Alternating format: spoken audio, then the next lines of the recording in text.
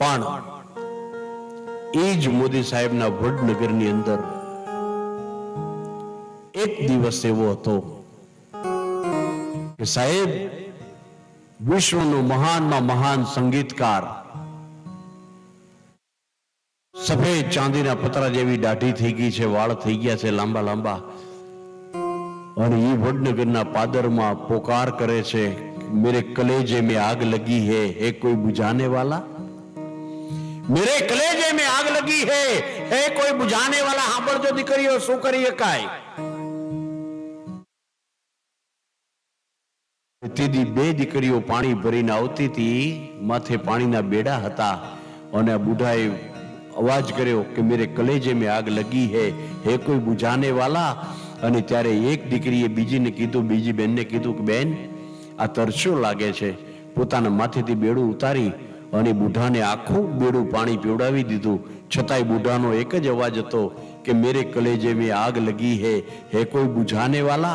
એટલે બીજી બેને કીધું કે બેન તુંય તારો ઘડો પીવડાવી દે, આપણે પછી ફરી ભરી આવશું. એ બીજીએ ઘડો પીવડાયો, અને છતાં બુઢો બોલતો હતો કે મેરે કલેજે में आग लगी है कोई बुझाने वाला। અને ત્યારે એક બેન બીજી બેનને એટલું કીધું કે આ તો દીપક રાગથી દાઝેલો લાગે છે, આ તો દીપક રાગથી દાઝેલો લાગે છે. અને ત્યારે પેલા બુઢાએ તરત કીધું કે તમને કેવી રીતે ખબર પડી કે હું દીપક રાગથી દાઝેલો છું? ત્યારે એ દીકરીઓએ કીધું હતું કે અમે સંગીત જાણીએ છીએ, દીપક રાગથી દાઝેલો હોય ને એને દુનિયાનું પાણી પીવડાવી દો તો એનો આગ ઠરે નહીં, પણ તમે છો કોણ?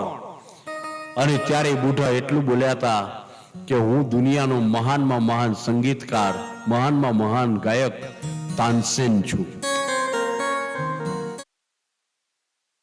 બેટા તમે મને ઓળખી ગયા છો કે હું દીપક રાગથી દાઝેલો છું, તો હવે આનો કોઈ ઉપાય ખરો?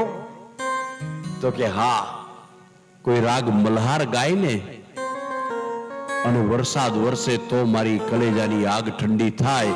અને તેથી બે દીકરીઓએ કીધું હતું, એ બે દીકરીનું નામ હતું તાના અને રીરી.